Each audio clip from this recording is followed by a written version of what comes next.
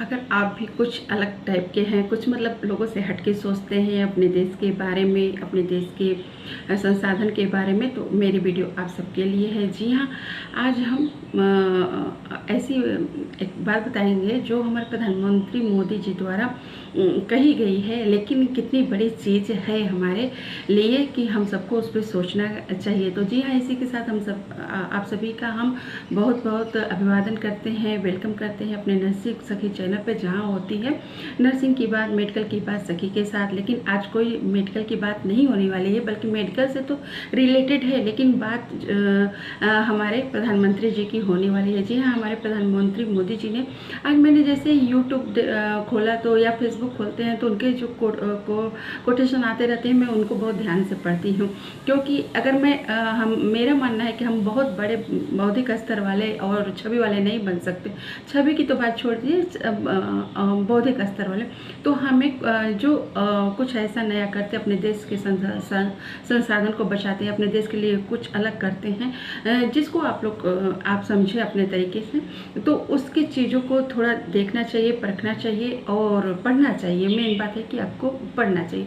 तो जो भी कोटेशन उनके द्वारा डाला जाता है, मैं उसको बड़े ध्यान से पढ़ती हूँ और देख लीजिए इस तरीके से बाकायदा, जो मुझे उचित लगता है कि ये बहुत अच्छा विचार था देश हित में, मैं उसको लिख भी लेती हूँ। तो आज ऐसा क्या है जो हम सबको जानना चाहिए। जी हाँ, वो बातें मैं भी कहती हूँ। देखिए, यहाँ पर मैं एक बात आप सबको कहना चाहूँगी, जो भी हमारे माताएं बहनें, हमारे देश के लोग हैं, कि सबको ज़रूरी नहीं है कि कोई वो बहुत बड़ा योद्धा ही बने, सब प्रधानमंत्री तो नहीं बन सकते ना, सब मुख्यमंत्री तो नहीं बन सकते ना, लेकिन आप जहाँ पर हैं, अगर देश हित में कुछ करना चाहते हैं तो वहाँ पर ही अपना योगदान दें। जैसे आपने रामायण में देखा होगा, जब लंका जाने के लिए हमारे प्रभु श्री रामचंद्र जी पुल का निर्माण कर रहे थे, तो वानर सेना के द्वारा सभी को पता है कि किया जा रहा था। तो उसमें क्या हुआ कि एक गिलहरी भी आया के और उसमें हेल्प करने लगी, मदद करने लगी। तो सारे मतलब जो वानर थे बहुत बलशाली थे, शक्तिशाली थे, तो सब लोग उसके ऊपर हंसने लगे कि ये गिलहरी भला क्या मदद करेगी। तो ऐसे में प्रभु जी ने कहा कि ये अपने सामर्थ्य अनुसार ये भी कर रही है, तो इसका भी सम्मान होना चाहिए। तो वही बात हम सब पर लागू होना चाहिए कि हम सब मुख्यमंत्री नहीं बन सकते, प्रधानमंत्री नहीं बन सकते, बहुत बड़े बौद्धिक स्तर वाले नहीं बन सकते, बहुत बड़े बिजनेसमैन नहीं बन सकते, लेकिन अगर हम जहाँ भी हैं, अगर अपने देश में इतना सभी अपने देश का संसाधन बचाते हैं, अपने देश के लिए सोचते हैं, तो वही बात हो जाएगी गिलहरी वाला योगदान। तो मैं हमेशा कहती हूँ, जो जहाँ पर है जितना दे सकता है, नहीं दे सकता है तो गिलहरी जैसा कोई योगदान आप दे सकते हैं ना। कुछ नहीं कर सकते तो आप, जैसे हम कुछ नहीं भी कर सकते, लेकिन अगर हम अपना ही कचरा अपने सही तरीके से निपटा दें, तो वो भी हमारे देश हित के लिए एक बहुत बड़ी सेवा हो जाएगी।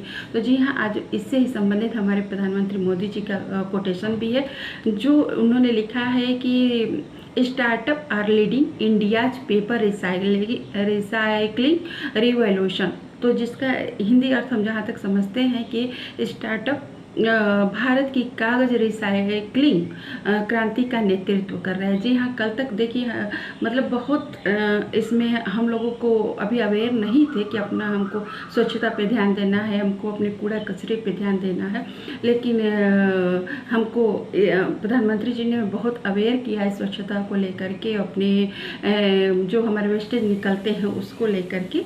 तो आज ऐसी नौबत आ गई कि स्टार्टअप के जरिए पूरी कागज जो रिसाइकलिंग की है, तो उस पर क्रांति का ही नेतृत्व भारत कर रहा है। तो ये बहुत बड़ी बात है कि हम इतने, मतलब इसमें सभी का योगदान है कि हम सब इतने क्या हैं कि हम सभी जन समुदाय है हमारा जागरूक हो चुका है, हम अवेयर हो चुके हैं। तो ये वीडियो बनाने का भी मकसद हमारा है। हम भी हमेशा कहते हैं कि हम लोगों को छोटी से छोटी चीज़ों पे हमेशा सोचना चाहिए कि हम किस तरीके से अगर कुछ अपने कामों को कर रहे हैं, दैनिक कामों को कर रहे हैं, क्या हमारे वजह से समाज को हमारे कोई दिक्कत तो नहीं हो रही है, एटमॉस्फेयर को कोई दिक्कत दिक्कत तो नहीं हो रही है। बस हम अपना ही सही तरीके से कचरा और सारे काम, हमारे जो व्यवहार है उसको ही हम अच्छे से कर लें तो वो भी देश हित की सेवा ही होती है। तो जी हाँ, इसी में बताना है। उन्होंने तो बहुत अच्छी अच्छी बातें लिखी हैं, जिसको मैंने देखिए इस तरीके से आजकल लिख लिया है। बाकायदा डेट डाल के मैं रख लेती हूँ, क्योंकि मेरी भी मेंटालिटी थोड़ी थोड़ी मिलती है। क्यों मिलती है कि देखिए, एक वो मैं जा रही थी एक दिन, एक बहुत अच्छा सुंदर सा पेड़ होता है, पर मैं इसका नाम नहीं जानती हूँ, पर इतना पता है, देखा भी है। तो इसको कोई तोड़ के फेंका था, तो उसमें से मैंने 2 पत्ती मैंने ले लिया। रास्ते में से मैं कितना ले सकती हूँ, 2 पत्ती मैंने ले लिया। तो इसको लाई और फिर मैंने पानी में इसको रखा था। तो बाकायदा इसके नीचे है ना, इसमें जो इसके पत्ती से बहुत सारे इसमें सोर डेवलप हो गए थे पानी में। तो अभी देखिए मैंने किस तरीके से इसमें लगाया है, देखते हैं आगे पेड़ बनता है क्या बनता है। पर मैं ऐसे चीज़ें मतलब कहने का मतलब मैं करती रहती हूँ खुद हैं। और जब भी मैं कूड़ा वगैरह ले जाती हूँ तो उसका भी निस्तारण मैं अच्छे से अपने करती हूँ, क्योंकि अगर हम सफाई नहीं कर सकते समाज की, तो हमें कूड़ा कचरा फैलाने का भी अधिकार नहीं है। बस मैं इतना मानती हूँ, और शायद यही मेरा अपने देश के लिए गिलहरी जैसा योगदान है। तो आप सभी वीडियो को मेरे देखिएगा, और अगर हम आदि नारी शक्ति, हम मातृशक्ति अगर ये सब समझ लेंगे तो हम अपने परिवार को तो समझा ही लेंगे। तो वही हमारी देश सेवा है, क्योंकि हम फौजी तो है नहीं कि जो देश के लिए जाकर के लड़ लेंगे, या हम ऐसे किसी पद पे आसीन नहीं हो सकते हैं। तो हम जहाँ हैं वहीं अपना योगदान दे रहे, अपने तरीके से दे रहे हैं, कहने का मतलब। तो जी हाँ, आज की मेरी वीडियो बस इतनी अच्छी बात। तो प्रधानमंत्री जी ने लिखा है क्या है कि हम थोड़ा सा पढ़ के आप सबको भी सुना दे रहे हैं। हमारे घरों और दफ्तरों में हर दिन बहुत सारा पेपर वेस्ट निकलता है। जी हाँ, शायद हम इसे सामान्य मानते हैं। देखिए कितनी बड़ी बात है कि हम पेपर वेस्ट जो निकलता है उसको सामान्य मानते हैं, लेकिन आपको जानकर हैरानी होगी, देश के लैंडफिल वेस्ट का लगभग 1/4 हिस्सा कागज़ से जुड़ा है। आज ज़रूरत है हर व्यक्ति इस दिशा में सोचे। जैसा मैंने आप सबसे कहा कि आप अपने स्तर से ही हर चीज़ में गिलहरी जैसा योगदान दिया करिए। मुझे दूसरा कोट उन्होंने किया है, मुझे जानकर अच्छा लगा कि भारत के कई स्टार्टअप इस सेक्टर में शानदार काम कर रहे हैं। विशाखापत्तनम, गुरुग्राम ऐसे कई शहरों में कई स्टार्टअप पेपर रिसाइकलिंग के इनोवेशन तरीके से अपना रहे हैं। जी हाँ, अभी हम और थोड़ा और चर्चा करेंगे इस पर। कोई रिसाइकिल पेपर से पैकेजिंग बोर्ड बना रहा है, कोई डिजिटल तरीके से न्यूज़पेपर रिसाइकलिंग को आसान बना रहा है। देखिए लोग सोच भी रहे हैं कितनी बड़ी बात है, और उस कागज़ के पेपर की रिसाइकलिंग हो रही है। जालना जैसे शहरों में कुछ स्टार्टअप 100% रिसाइक्ल्ड मटेरियल से पैकेजिंग, रोल और पेपर कोर बना रहे हैं।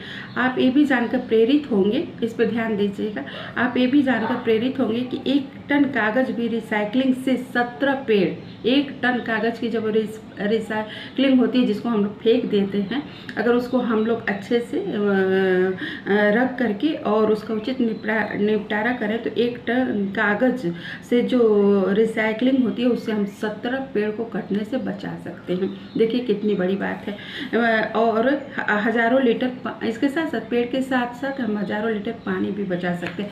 इसीलिए इतनी अच्छी बात थी तो हमने लिख करके आज का रख लिया है। तो देखिए प्रधानमंत्री मोदी जी को बहुत बहुत धन्यवाद, इतनी अच्छी बात उन्होंने कोटेशन के द्वारा हम लोगों को जानकारी दी है। और हम भी अपने वीडियो के माध्यम से आप सबसे अपील करते हैं कि आप बिल्कुल अपने इस तरीके से जो जानकारी मिलती है उसका पालन करिए, और अपने देश को सुरक्षित रखना है, और संसाधनों को उसके बचाना है, और गिलहरी जैसा योगदान देना है। लेकिन हम चूँकि मेडिकल लाइन से भी जुड़े हुए हैं तो एक थोड़ी सी बात अपने मेडिकल लाइन से हो जाते हैं कि जैसे हम देखते हैं कि हमारे पास येलो कलर की डस्टबिन होती है, बायोमेडिकल वेस्ट की बात कर रहे हैं, उसमें देखते हैं येलो कलर की डस्टबिन होती है, रेड कलर की डस्टबिन में होती है, एक ब्लू कलर की डस्टबिन होती है, ब्लैक कलर की, और एक वाइट कलर का बॉक्स जो होता है पंक्चर प्रूफ बॉक्स होता है। तो बायोमेडिकल के अंतर्गत हमें इस तरीके से 5 तरह की डस्टबिन को यूज करने का दिशा निर्देश प्राप्त होता है। तो इसके बारे में हम ये बताना चाहते हैं कि हमारा भी ये बायोमेडिकल वेस्ट जो है वो 3R के सिद्धांत पे ही चलता है। जैसा प्रधानमंत्री मोदी जी ने कहा कि हम उसको सोचते हैं कि किस तरीके से हम चीज़ों को मतलब कम से कम चीज़ों को हमको बचाना है। वो ये नहीं कि हमारे हाथ में इन्फेक्शन लगा है तो हम और चीज़ों को जाके टच कर दें और सबको हमें मतलब डस्टबिन में डालना पड़ा। तो हमें क्या करना है, अपने संसाधन का कम से कम इस्तेमाल करके और अपने प्रोसेस को करना है। तो इस तरीके से हमें जो जानना चाहिए इसके बारे में कि एक मिनट। जी हाँ, जैसे मैंने कहा कि जो हमारा बायोमेडिकल वेस्ट भी होता है वो 3R के सिद्धांत पे ही काम करता है कि रिड्यूस और रीयूज और रिसाइकलिंग। ठीक है, हमें सबसे पहले क्या करना है कि रिड्यूस यानी चीज़ों को कम से कम संसाधन का अपने मतलब वेस्ट के रूप में इस्तेमाल करना, वेस्ट को कम करना है। और फिर क्या करना है, रीयूज, देखना है कि हम किस तरीके से चीज़ों को रीयूज कर सकते हैं। जैसे ऑटोक्लेव वगैरह करते हैं ना इंस्ट्रूमेंट को, कि एक इंस्ट्रूमेंट से काम कर लिए फिर उसको हम किस तरह ब्लीचिंग घोल में डाल करके और उसे वहाँ से क्लीन करते हैं और फिर ऑटोक्लेव करके तो फिर दूसरे प्रोसेस के लिए तैयार हो जाता है। तो उस तरीके से यूज हो जाता है। और रिसाइकलिंग करना मतलब कि जैसे हम रेड बकेट में जो भी प्लास्टिक की चीज़ डालते हैं तो इसीलिए रेड बकेट वो बना हुआ है क्योंकि हम उसमें जो चीज़ें पड़ती हैं और तो हम उसकी रिसाइकलिंग हो जाती है। तो इसलिए बायोमेडिकल का ये जो कलर कोडिंग वाला सिस्टम आया इसीलिए आया कि हम रिड्यूस कर सकें, रीयूज कर सकें, रिसाइकलिंग कर सकें। कैसे हम बताते हैं आपको, तो 2 मिनट का और समय आप सब भी दीजिएगा मेरी बात सुनने के लिए। तो इस तरह मैंने 3R का सिद्धांत बताया और किस तरीके से होता है। देखिए 1998 से पहले 1998 से पहले हमारे देश में कोई भी कचरे के निपटारे का कोई मतलब रूल नहीं बना था। तो अभी ये 1998 में बना रूल जाके, और उसी को बाद में 2016 में अपग्रेड किया गया, कलर कोडिंग सिस्टम आया इसके तहत। तो इस सिस्टम में बताया गया है कि अब क्या होगा कि कचरा है एक जो कचरा है एक तरीके का एक में जाएगा और उसका जो ट्रीटमेंट है, उसका जो वेस्ट है उसको किस तरीके से उसका निपटारा किया जाएगा और सबका अलग अलग माध्यम है। तो इसी तरीके से कलर कोडिंग इसीलिए आया है कि जो येलो कलर के बकेट में हम जो चीज़ें डालते हैं ना उसके निपटाने की विधि अलग है। जैसे येलो कलर में ही सबसे इन्फेक्शन वाली चीज़ होती है तो उसके निपटान की विधि है, उस वेस्ट के निपटान की विधि है कि उसको जला दिया जाता है। और जो रेड कलर में हम प्लास्टिक की चीज़ें सारी डालते हैं ना वो रिसाइकलिंग हो जाती है, मतलब चीज़ों को फिर से रिसाइकिल कर लिया जाता है। ब्लू में भी जो कांच की चीज़ें सर्फ चीज़ें हम डालते हैं, वस्तु डालते हैं, उसका भी क्या है कि रिसाइकलिंग की जाती है। और जो वाइट वाले में भी होती है उस नीडल का भी हम रिसाइकलिंग कर लेते हैं। तो इसीलिए एक कलर कोडिंग सिस्टम आया कि हम ताकि एक तरीके की जो वेस्टेज थे हम उनको अलग अलग कोड के हिसाब से उनको डालेंगे और किस में कितना इन्फेक्शन वाली चीज़ है, किस में कम इन्फेक्शन वाली चीज़ है। और इसी तरह हम बात कर सकते हैं बायोमेडिकल वेस्ट में ही हमारे ब्लैक कलर होता है, उसमें हम पेपर रैपर सारी चीज़ें डालते हैं जो हर ऑफिस में होता है, हर घर में ब्लैक कलर का डस्टबिन ही होता है तो सामान्य होता है, उसमें कोई इन्फेक्शन नहीं होता है। तो उसमें जो पेपर पड़ा है उसकी रिसाइकलिंग हो जाएगी। तो इसी के लिए कलर कोडिंग सिस्टम आया।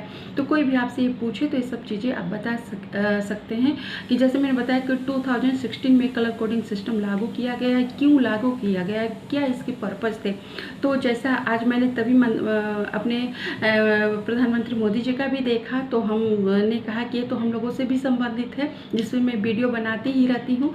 तो आज माननीय प्रधानमंत्री जी की बात और मेरी बात दोनों का मिला करके ये वीडियो है तो आप सब लोग देखिएगा।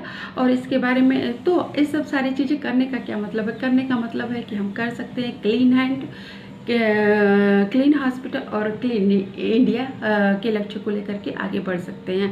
तो इस तरीके से चूँकि हम हॉस्पिटल से मेडिकल क्षेत्र से जुड़े हैं तो हम हमेशा मेडिकल की बात करते हैं। तो आप जहाँ जिस जगह से जुड़े हैं आप वहाँ साफ सफाई रख सकते हैं, वहाँ की चीज़ों को देख सकते हैं कि इसका रिसाइकलिंग कैसे किया जा सकता है।